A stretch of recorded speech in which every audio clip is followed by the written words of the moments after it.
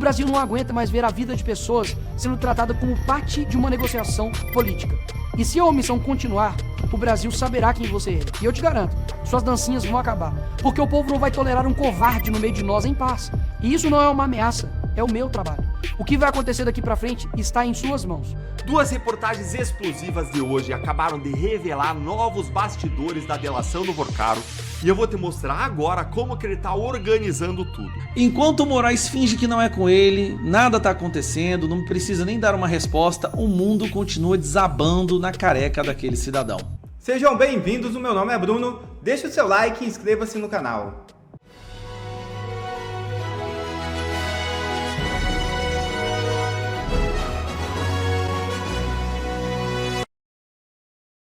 Governo do Distrito Federal afasta dirigentes do BRB. É isso mesmo. Decisão tem como base a auditoria que indicou a participação de cerca de 30 gestores em fraudes de 12 bilhões.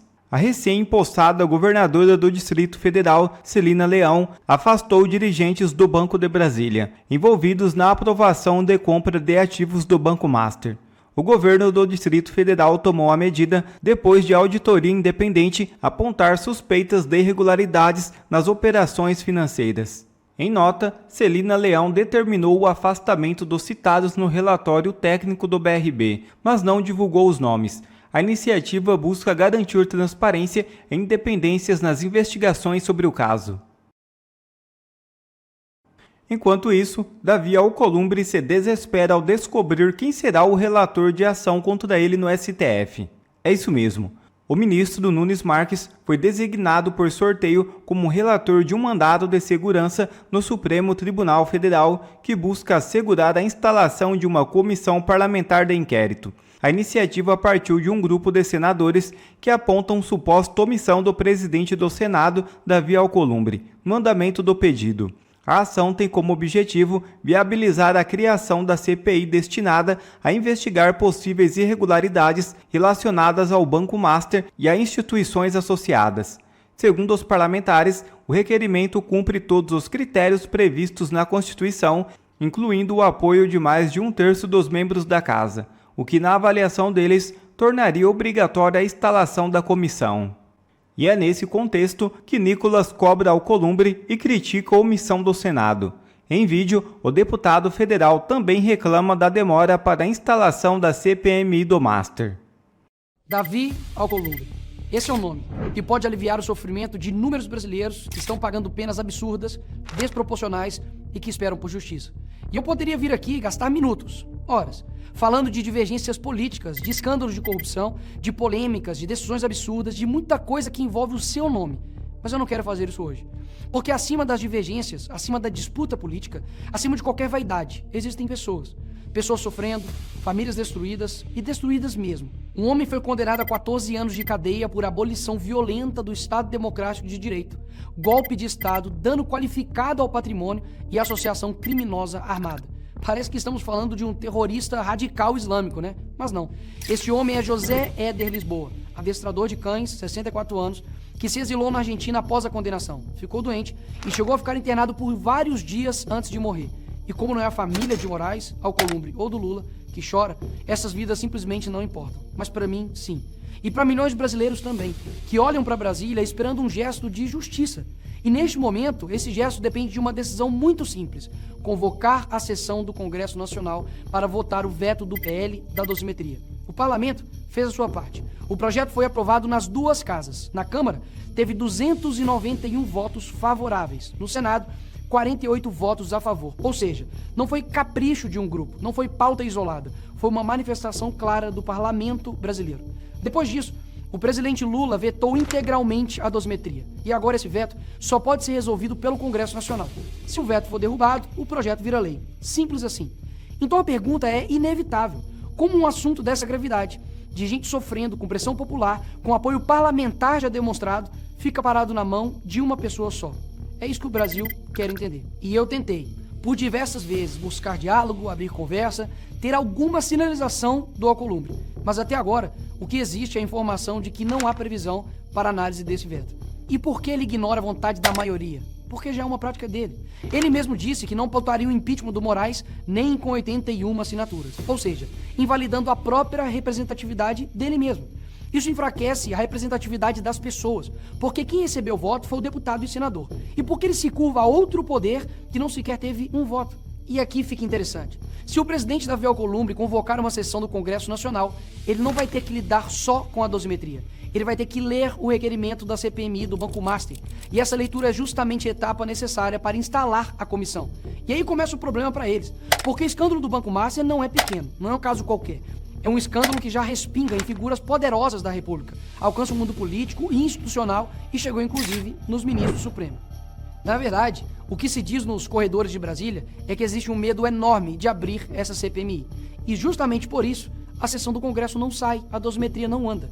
E eu te pergunto, por quê? Por que não investigar? Por que não ir atrás dos culpados? Por que não abrir uma comissão para investigar um caso que já causou prejuízos bilionários? Porque quando um assunto envolve gente comum, como os dos presos do dia 8, o sistema é muito rápido. Mas quando se aproxima dos intocáveis de Brasília, aí tudo trava, fica lento e tudo depende de uma única caneta. O governo Lula, que se vendeu como paz e amor, esperança, união, vetou o projeto que poderia ajudar na pacificação nacional, reduzir os excessos, corrigir distorções e reduzir o sofrimento sem acirrar ainda mais os ânimos no país. Se há um veto que merece prioridade absoluta, é o veto do PL da dosimetria. Não por conveniência partidária, não por eleições, mas por uma razão humana. Estamos falando de liberdade, estamos falando de proporcionalidade.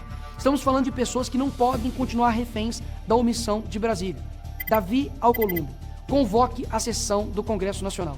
Trate esse tema como ele merece ser tratado, de urgência humanitária. Paute o veto da dosimetria. Deixe o parlamento votar, deixe o voto das pessoas serem representados, deixe a justiça chegar para quem já sofreu demais. O Brasil não aguenta mais ver a vida de pessoas sendo tratada como parte de uma negociação política. E se a omissão continuar, o Brasil saberá quem você é. E eu te garanto, suas dancinhas vão acabar. Porque o povo não vai tolerar um covarde no meio de nós em paz. E isso não é uma ameaça, é o meu trabalho. O que vai acontecer daqui pra frente está em suas mãos. Faça a sua escolha. A delação do Vorcaro avança e já tem 3 grandes blocos. Olha aqui comigo quais que são. 2 reportagens explosivas de hoje acabaram de revelar novos bastidores da delação do Vorcaro e eu vou te mostrar agora como que ele está organizando tudo. A revista Veja descobriu que o Vorcaro dividiu a delação dele em blocos separados para cada grupo que vai ser delatado. E o jornal O Globo, ele revelou que investigadores eles já estão rastreando os fundos dele em paraísos fiscais, inclusive em Dubai. Eu vou te mostrar o que cada bloco contém e o que isso significa para os envolvidos no caso Master. Primeiro, a Veja. Dá uma olhadinha aqui comigo no que foi que o Robson Bonin revelou. O prazo estimado por interlocutores do Vorcaro para apresentar a totalidade da delação ao ministro André Mendonça no STF é de 45 dias. E olha aqui o método que ele está usando.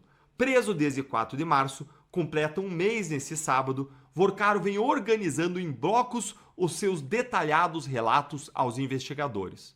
E agora vem a parte que vai fazer aqui muita gente perder o sono. O dono do Master concentrou, por exemplo, todos os pagamentos e propinas e negociatas com políticos num único documento. Há um bloco específico também para empresários delatados e um terceiro bloco aí para o mercado financeiro. Você percebeu a dimensão? São 3 grandes frentes de delação simultâneas. Políticos que receberam propinas, empresários que participaram dos esquemas e figurões do mercado financeiro que lucraram com as fraudes. Cada bloco, gente, é uma bomba autônoma que vai atingir um setor diferente da República. Ou talvez até um conjunto de bombas. Você imaginou aí o bloco político? E eu espero que o ministro André Mendonça ele fique vigilante para não deixar o Vorcaro escapar com o bloco mais importante de todos, o dos ministros do STF. E a Veja, ela faz um alerta crucial sobre o que acontece se o Vorcaro tentar ir proteger alguém. Vorcaro não poderá omitir crimes na delação. Tem que contar todos os fatos sob risco de acobertar esquemas e ser desmascarado por provas já apreendidas pela Polícia Federal. Se tentar proteger alguém, se for flagrado tentando fazer isso, vai correr o risco de ter seu acordo anulado antes mesmo da homologação. Bora dar um passo para trás aqui e entender por que isso é tão importante. A Polícia Federal tem 9 celulares do Vorcaro, com cerca de 8.000 vídeos, 400 gigabytes de dados. Ou seja, eles já sabem muito do que aconteceu. A delação ela não é um jogo de esconde-esconde, é um teste de honestidade em que o examinador já tem parte das respostas e tem como checar se ele está escondendo ou não. E agora vem a segunda reportagem do Globo que revela aqui a frente internacional da investigação. Olha aqui, ó. Investigadores à frente do caso Master estão rastreando transações do exterior na teia de fundos ligados a Vorcaro e a apuração foca no fluxo dos recursos em paraísos fiscais e outras regiões com regras menos rígidas para operações financeiras. Um dos destinos na mira é Dubai, nos Emirados Árabes Unidos. E o valor aí, gente, é astronômico. Como revelou a Malu Gaspar anteriormente, interlocutores do Vorcaro estimam que ele tenha cerca de 10 bilhões de reais alocados aí fora do país, em vários destinos, inclusive paraísos fiscais. Com o acordo de delação premiada, o Vorcaro indicaria aos investigadores onde que está esse patrimônio e o dinheiro seria bloqueado. E olha aqui os precedentes que dão a dimensão do que pode vir. O doleiro Dario Messer, que fez acordo lá na Lava Jato do Rio de Janeiro, devolveu 1 bilhão aos cofres públicos. Eduardo Plais, que delatou Eike Batista, foi sancionado com 300 milhões. No caso Odebrecht, as multas dos 77 colaboradores somaram 500 milhões e a empresa se comprometeu com 7 bilhões junto com a Braskem. No caso Master, o prejuízo inicial é estimado em 12 bilhões, mas o Globo revela que pode chegar a muito mais do que isso, inclusive passar de 17 bilhões de reais. A delação do Vorcaro está se tornando potencialmente a maior operação de colaboração premiada da história do Brasil. Maior que o Odebrecht, maior que o JBS, porque atinge simultaneamente os 3 poderes, o mercado financeiro, mais especialmente, maior do que todas pela relevância de entregar ministros do Supremo. E agora você já sabe, 45 dias. Esse é o prazo para a bomba ser entregue nas mãos de Mendonça. O que vai sair desses blocos de delação só Vorcaro e a Polícia Federal sabem. Mas quem tem telhado de vidro já está perdendo o seu sono. Você acha que o Vorcaro vai delatar tudo ou ele vai tentar proteger alguém, hein? Conta nos comentários. Se inscreve. Enquanto o Moraes finge que não é com ele, nada está acontecendo, não precisa nem dar uma resposta, o mundo continua desabando na careca daquele cidadão. Todo santo dia é alguma bomba. Vocês sabem, ontem, né, saiu na imprensa, que o Alexandre de Moraes e a esposa dele viajaram em jatinhos de Vorcaro e do Zetel. Curiosamente, a esposa do Moraes quis explicar que era um acordo ali que eles tinham feito no contrato, né, que essas viagens seriam deduzidas do valor que eles receberiam. Só que aí vem um problema. Essas viagens, se fossem contabilizadas, eu até tenho aqui, ó, se essas viagens fossem contabilizadas seriamente, tá aqui, elas dariam mais de R$1 milhão. Isso aqui é o custo que seria cada viagem, chegando a ter um custo de R$290 mil, apenas um trecho que o Moraes e a esposa dele teriam feito. Então isso aqui, se fosse somar tudo, cerca de R$1 milhão seriam essas viagens nos aviões de Vorcaro e Zetel. Lembrando que o avião do Zetel não pode fazer táxi aéreo. Não é um avião que você possa alugar. Aí surge mais uma bomba agora. Vocês se lembram daquelas conversas do Vorcaro com a namorada dele, dizendo que encontraria o Alexandre de Moraes? Pois bem, esse encontro aconteceu um dia depois de uma dessas viagens que o Alexandre de Moraes fez no jatinho da empresa do Vorcaro. O que tem agora de novidade é uma reportagem do jornal Estado de São Paulo que mostra justamente que o ministro Alexandre de Moraes viajou de Brasília para São Paulo em agosto de 2025 em um avião dessa empresa, né, da qual o dono do Banco Master, Daniel Vorcaro, era sócio. E aí tem uma coincidência. Uma coincidência, é só coincidência, tá? No dia seguinte a esta viagem, o ministro teria se reunido com o banqueiro, segundo mensagens de Vorcaro enviada à ex-namorada na ocasião, né? Inclusive teve ligação de vídeo que o Vorcaro fez com a namorada dele, que mostra o Alexandre de Moraes ali no plano de fundo. Aquelas mensagens da Marta Graef. Tem mais, vamos lá. Documentos apontam que Alexandre de Moraes voou em um jatinho ligado a Daniel Vorcaro um dia antes de um encontro entre os dois. O ministro do Supremo Tribunal Federal pegou um avião da Prime Aviation para ir de Brasília a São Paulo no dia 7 de agosto do ano passado, uma quinta-feira. Um dia depois do embarque, dia 8, Alexandre de Moraes teria se reunido com o então controlador do Banco Master. Pelo menos foi isso o que Daniel Vorcaro contou à então noiva, a Marta Graef, em conversa no WhatsApp, obtida pela CPMI do INSS. Às 6h39 da tarde do dia 8 de agosto, Daniel Vorcaro escreveu o seguinte: "Tô com o Alexandre, e tem uma reunião depois com o Ciro, que seria o senador Ciro Nogueira do PP. Olha que coincidência incrível. Como é possível, né, gente? No dia 8 de agosto, ele viaja no dia 7 de agosto e no dia 8, né? Aqui, ó, tá aqui, ó. A viagem tá até aqui, ó. Essa aqui, ó. Olha a viagem dele aqui, ó. A viagem do dia 7 de agosto, e aí, no dia 7 de agosto e no dia 8 de agosto ele se encontra. Uma viagem que custou 157 mil reais. Tá aqui, ó.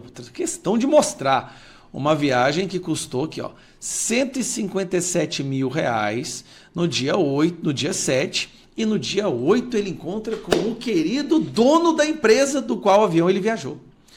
Mas é tudo uma coincidência. E se você fizer qualquer ilação, inquérito das fake news na sua cara, porque isso é um atentado contra a democracia.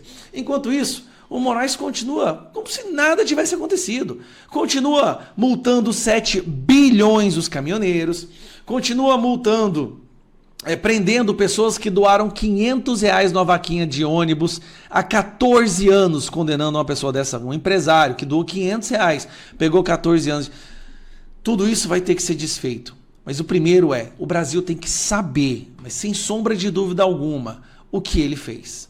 Enquanto ainda houver a menor possibilidade do que ele fez ficar escondido, a gente não vai conseguir realmente fazer a mudança que a gente precisa. Então, o Brasil precisa saber de tudo isso. Compartilhe esse vídeo. Vamos aumentando aí a possibilidade do impeachment do Alexandre de Moraes logo no primeiro semestre de 2027. Obrigado a você que assistiu esse vídeo até aqui. Deixe o seu comentário e não se esqueça de se inscrever no canal e deixar o seu like. Até a próxima!